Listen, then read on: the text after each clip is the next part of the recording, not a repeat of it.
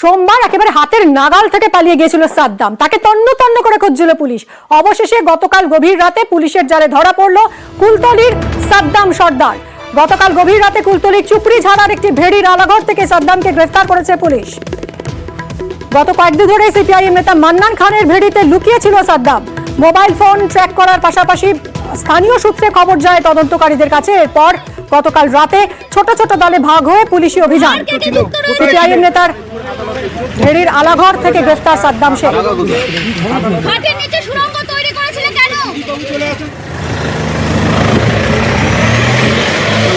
নিরাপত্তার মধ্যে দিয়ে সাদ্দাম এবং গাড়িটা খোলো। মান্নান দা, আপনি কোন রাজনৈতিক দল করতেন? মান্নান দা, আপনি কতদিন ধরে এই বেআইনি ব্যবসার সঙ্গে যুক্ত ছিলেন? কতদিন? সাদ্দাম বাড়িতে কেন সুড়ঙ্গ তৈরি করেছিলেন? নিচে কেন সুড়ঙ্গ তৈরি করেছিলেন?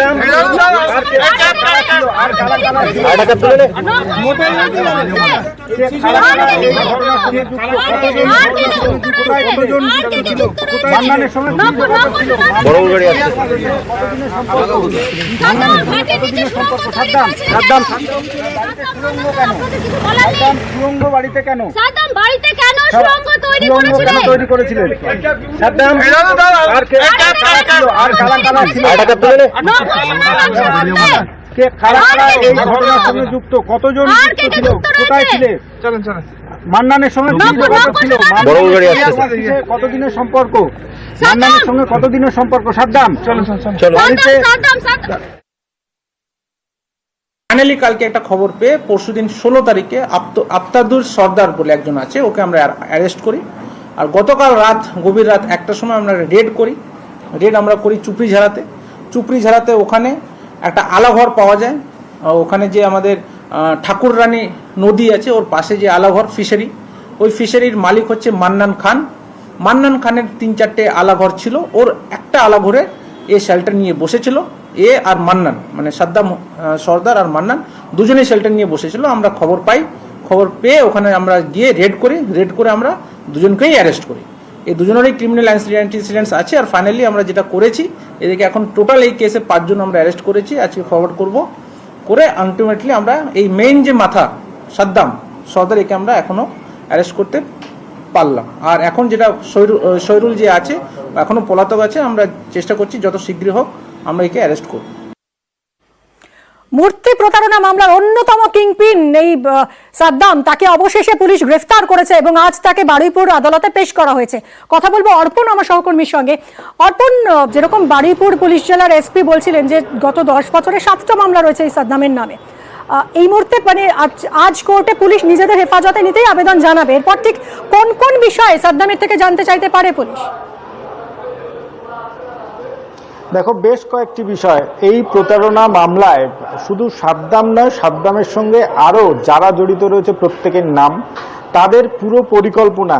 এই সাদ্দাম, এর আগেই আমরা নিউজ 18 বাংলায় এক্সক্লুসিভভাবে দেখিয়েছিলাম এই প্রতারণা চক্র কিভাবে চলে, কারা অপরাধ করে, কারা গিয়ে জেল খাটে, সমস্ত বিষয়ে তাকে জিজ্ঞাসাবাদ করবে। এবং এই মান্নান খান, তার কি যোগাযোগ রয়েছে, তিনি পুলিশের কাছে প্রথম পর্যায়ে জানিয়েছেন যে 1 বছর ধরে তাকে সে চেনে। মান্নান যেটা জানিয়েছেন যে দীর্ঘদিন ধরে চেনে। তাহলে এই দুটো বয়ান সকাল পর্যন্ত যা দেওয়া হয়েছে তার মধ্যে দুটো বয়ানের তফাৎ রয়েছে। এর পাশাপাশি সোনার যে মূর্তি, তারা সোনার মূর্তি যে দেখাতো, সেই মূর্তি কোন মূর্তি, এবং এই যে সাদ্দাম সর্দারের বাড়িতে যে ঘরের যে টানেল রয়েছে, সেই টানেল কেন বানানো হয়েছিল, তার ঘরের মেঝে ভিতরে আন্ডারগ্রাউন্ড রয়েছে, সেই আন্ডারগ্রাউন্ড কেন বানানো হয়েছিল, এবং পুরো ঘটনা এই যে প্রথমে যে অভিযোগ আসে চুল দেওয়ার নাম করে সেখানে 12 লক্ষ টাকা নেওয়া হয়েছে নদিয়ার এক ব্যবসায়ীর কাছ থেকে। পাশাপাশি একাধিক অভিযোগ রয়েছে কুলতলি এবং বারুইপুর পিডির মধ্যে, যা দেখা গিয়েছে যে মাসে একটি এবং বছরে প্রায় 5 থেকে 7টি এমন প্রতারণার মামলা হয়েছে। এবং পুলিশ যেটা মনে করছে যে কাঁচা সোনা যারা কিনতে আসতেন ক্যাশ টাকায়, তাদের মধ্যেও 2 নম্বরই বেশ কিছু লোক রয়েছে, কারণ বেআইনিভাবে এই কাঁচা সোনা কেনা যায় না, তারা অভিযোগ অনেকেই করেননি। তাহলে প্রতি মাসে কতকগুলো ঘটনা ঘটে। এবং এই ঘটনার পিছনে যারা যারা রয়েছেন 26 জনের নাম ইতিমধ্যেই পুলিশের খাতায় রয়েছে। এই 26 জনের পিছনে যারা রয়েছেন, যারা মনিটরিং করছেন, তাদের কাছে পৌঁছানো এবং এদের কাছে যে পুলিশকে লক্ষ্য করে শাহিদুল যে গুলি চালিয়েছিল, আগ্নেয়াস্ত্র কোথায় পেল, সেই আগ্নেয়াস্ত্র রাখার জায়গা কোথায়, এবং এই যে পয়তারহাটের বিস্তীর্ণ এলাকায় তাদের যেই আধিপত্য রয়েছে, যারা অভিযোগকারী তাদের যেটা বক্তব্য একাধিক জায়গায় যেটা এসেছে যে এলাকায় কারোর কাছ থেকে কোনো সাহায্য চাইলে কেউ এগিয়ে আসেন না, তাহলে এই পুরো এলাকার নিয়ন্ত্রণ সাদ্দাম বাহিনীর হাতে থাকতো। কিভাবে সেটা মনিটরিং করা হতো? তো অভিযোগ জানানোর পরেই কারা এই মধ্যস্থতাকারী যারা পুলিশের কাছে গিয়ে সারেন্ডার করত, সব বিষয়ে জানার জন্য তাদেরকে দীর্ঘ জিজ্ঞাসাবাদের প্রয়োজন রয়েছে। ইতিমধ্যেই বারুইপুর আদালতে তাদেরকে তোলা হয়েছে এবং তাদেরকে 14 দিনের জেল হেফাজত নিজেদের হেফাজতে চেয়ে আবেদন জানিয়েছে। এবার নিজেদের হেফাজতে নিয়ে মান্নান খান এবং এইখানটাও আরো একবার জানতে চাইছি, এইখানটাতেই অর্পণ, এই মান্নানের সঙ্গে সাদ্দামের যে যোগ সেটা ঠিক কিভাবে, কতদিন তারা পরস্পরকে চেনে, কতদিন তারা এই ধরনের এই অপরাধের সঙ্গী? পুলিশ সুপার যেটা জানিয়েছেন যে সাদ্দাম যেমন প্রতারণার মামলার সঙ্গে যুক্ত রয়েছেন, 7টি তার মামলা রয়েছে, যার মধ্যে একটি খুনের মামলাও রয়েছে, এবং এই যে মান্নান খান তার বিরুদ্ধেও কিন্তু 3টি মামলা রয়েছে, একটি খুনের মামলা, 2টি লুটের মামলা ও একটি জবরদখলের মামলা। এর পাশাপাশি আরও বেশ কিছু অভিযোগ রয়েছে তার পিছনে।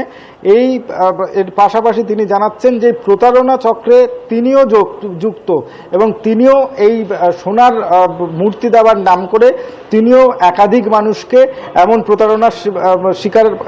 এমনভাবে প্রতারণা করেছেন।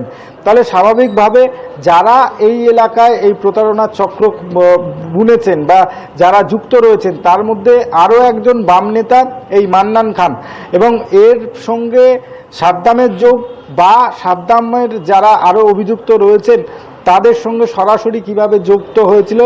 আমাদের সঙ্গে থাকো, আমরা একবার শুনি মান্নানকে নিয়ে আজ ঠিক কি বললেন বারুইপুর পুলিশ জেলার এসপি, শুনুন। মান্নানের পরিচয় কি, মানে এও কি চক্রের সঙ্গে যুক্ত?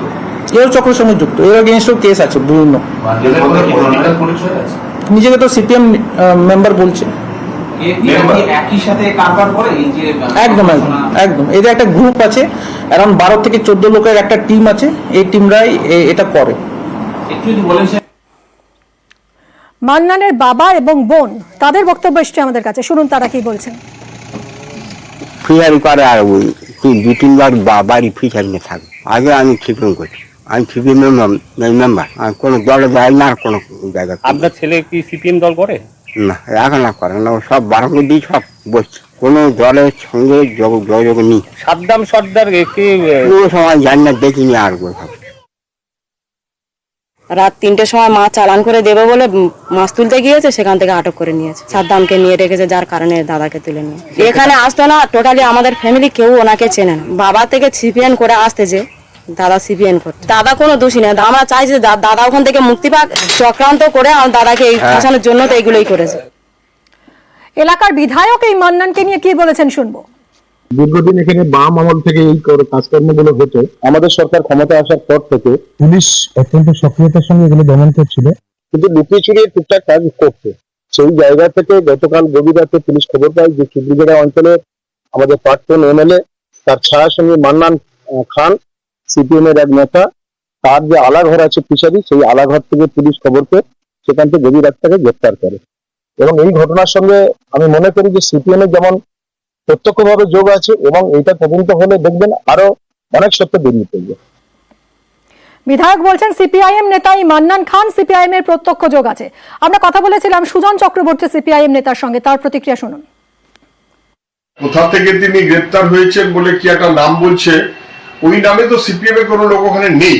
মান্নান খান নাকি একটা নাম বলছে সিপিএম এর নেতা ছেড়ে দিন, ওই নামে সিপিএম এর লোক ওখানে কেউ আছে বলে মনে হয় না। এটা একটা ফলস ব্লেম দেবার চেষ্টা করা হচ্ছে, এবং করা হচ্ছে আসলে সাদ্দামকে বাঁচানোর জন্য। ধরা পড়ে গেছে বলে ঘাট থেকে দোষ চাপানোর জন্য সিপিএম এর কথা মনে পড়েছে। মান্নান খান বলে সিপিএম এর কোনো নেতা ছেড়ে দিন, কোনো কর্মী ওখানে নেই।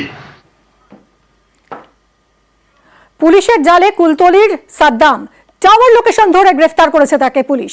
সোমবার পুলিশকে লক্ষ্য করে গুলি চালায় সাদ্দামের ভাই। প্রতারণা এবং পুলিশের উপর হামলার অভিযোগ।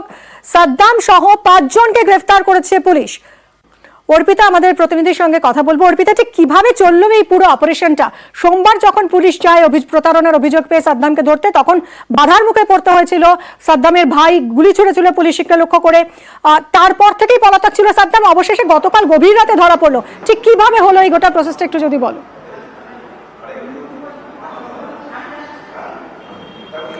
দেখো, সাদ্দাম এই সোমবার থেকে পুলিশ যখন তাকে ধরতে যায়, যখন সে পালিয়ে যায়, এই পালিয়ে যাওয়ার পর পুলিশ এখন অব্দি প্রাথমিক তদন্তে যেটা জানতে পেরেছে, যেটা করে সেক্ষেত্রে পুলিশ জানাচ্ছে, পুলিশ সূত্র থেকে খবর যে এই সাদ্দাম প্রথম দিন সেখানে একটি 500 বিঘের একটি উচ্ছে ক্ষেত ছিল, সেই ক্ষেতে কিন্তু সে এক রাত সেখানে কাটিয়েছে, এমনটাই পুলিশের জেরায় কিন্তু চাঞ্চল্যকর তথ্য উঠে এসেছে। দ্বিতীয় দিন সে বকুলতলার কাছে একটি ইট ভাটা ছিল, সেই ইট ভাটাতে সে রাত কাটায়। এবং গতকাল অর্থাৎ তৃতীয় দিন সন্ধ্যেবেলায় সে মান্নানের সঙ্গে সে যোগাযোগ করে এবং মান্নানের কাছে গিয়ে সে বলে যে তাকে যেন থাকতে দেওয়া হয়, এবং সেখানে ভাত, মুড়ি, বিস্কুট সেগুলো সে খায়। শুধু তাই নয়, সেখানে ঠাকুরার নদীর পাশে যেখানে কিনা মাছ ধরার জন্য যে ছোট যে আলাঘর যেটাকে বলা হয়, যেখানে একটি ঝুপড়ি মতন করে সেখানে পাহারা দেওয়ার জন্য যে ঘর, সেই ঘরে কিন্তু এই সাদ্দাম সেখানেই লুকিয়েছিল বলে পুলিশ প্রাথমিকভাবে জানতে পারে। এবং মোবাইলের টাওয়ার লোকেশন সূত্র, যে কথা তুমি বলছিলে যে কিভাবে পুলিশ তাকে ট্র্যাক করলো, সেক্ষেত্রে পুলিশ সূত্র থেকে জানতে পারছি আমরা যেটা, যে ঘটনার পর থেকে তার মোবাইল অফ ছিল, কিন্তু কোনো একটি কারণে সেই মোবাইল সেখানে অন করা হয়েছিল, এবং তারপরে সেই সূত্র ধরেই কিন্তু সেখানে পুলিশ গিয়ে পৌঁছায় এবং লোকাল ইনফরমেশন মারফত, অর্থাৎ গোপন সূত্রে, এবং তার সঙ্গে কিন্তু ম্যানুয়াল এবং তার সঙ্গে কিন্তু এই যে মোবাইলের টাওয়ার লোকেশনের সূত্র ধরে পুলিশ সেখানে যায় এবং তাকে গ্রেপ্তার করে। এক্ষেত্রে তোমাকে জানিয়ে রাখি যে এই যে উচ্ছে ক্ষেতকার বা যেখানে সে লুকিয়েছিল ইট ভাটাকার, সেগুলো পুলিশ কিন্তু জানার চেষ্টা করছে। এরই পাশাপাশি একটি উল্লেখযোগ্য বিষয় যে এই মান্নানের সঙ্গে তার যে 1 বছরের যে যোগাযোগ রয়েছে, অর্থাৎ এই যোগাযোগের মধ্যে কিন্তু সেখানে বেশ কিছু তথ্য পুলিশ জানতে পেরেছে। যেরকম এই যে সাদ্দামের যেখানে কিনা ঘর ছিল, সেখানে একটি সুড়ঙ্গ রয়েছে, সেই জেরায় কিন্তু পুলিশ সূত্র থেকে খবর যে সাদ্দাম পুলিশের জেরায় পুলিশকে সে জানায় যে এই সুড়ঙ্গটি তৈরি করেছিল সেটিকে শৌচাগার তৈরি করার জন্য। কিন্তু শৌচাগার কেন এইভাবে তৈরি হয়ে থাকবে যে একেবারে খাতের নিচের থেকে সেখানে একেবারে এমন একটি সুড়ঙ্গ যেটি একেবারে সঙ্গে সঙ্গে এটি খালের সঙ্গে মিশেছে, সেখানে একটি গেট করা রয়েছে, সেই বিষয় কিন্তু সদুত্তর দিতে পারেনি। সেক্ষেত্রে পুলিশ এটা মনে করছে যে বিভ্রান্তিমূলক তথ্য দিয়ে থাকতে পারে সাদ্দাম, সেই কারণে তাকে কাস্টাডিতে নিয়ে তাকে জেরা করাটা অত্যন্ত প্রয়োজন। এবং এই যে সাদ্দাম এবং তার সঙ্গে মান্নানের যে যোগসাজশ, সেই চক্র কিন্তু বহুদিন ধরে চলছে। গত 1 বছর ধরে তার সঙ্গে যতই ঘনিষ্ঠতা হোক, এই যে চক্র, সেখানে 12 থেকে 14 জনের একটি র্যাকেট এখানে দীর্ঘদিন ধরে চলে, যেখানে কিনা মূর্তি, কখনো কিন্তু চুল, কখনো বিভিন্ন ধরনের যে পুরনো যে কয়েন, অর্থাৎ রূপো বা সোনার যে কয়েন, সেই কয়েন নিয়েও কিন্তু এই যে চক্র, সেই চক্র চলতো। এর পাশাপাশি অস্ত্র বা এই জাতীয় কোনো জাল নোটের ব্যবসা, সেই ব্যাপারেও কিন্তু পুলিশ খোঁজ খবর তারা নিচ্ছে। তারা অর্পিতা, অনেক ধন্যবাদ তোমায়। কিছুক্ষণ আগে বারুইপুর পুলিশ জেলার পুলিশ সুপার তিনি সাংবাদিক সম্মেলন করে এই গোটা অপারেশনটার কথা বলেছেন, শুনবো আরো একবার। ইনভেস্টিগেশনে যাওয়া পাওয়া যাচ্ছিল কি এদের একটা বড় গ্যাং আছে, যেটা শুধুমাত্র চুল না, বিভিন্ন আলাদা আলাদা মোডাস অপারেন্ডি আছে। এক হচ্ছে পুরনো নকল সোনা বিক্রি করার একটা এদের চক্রান্ত আছে।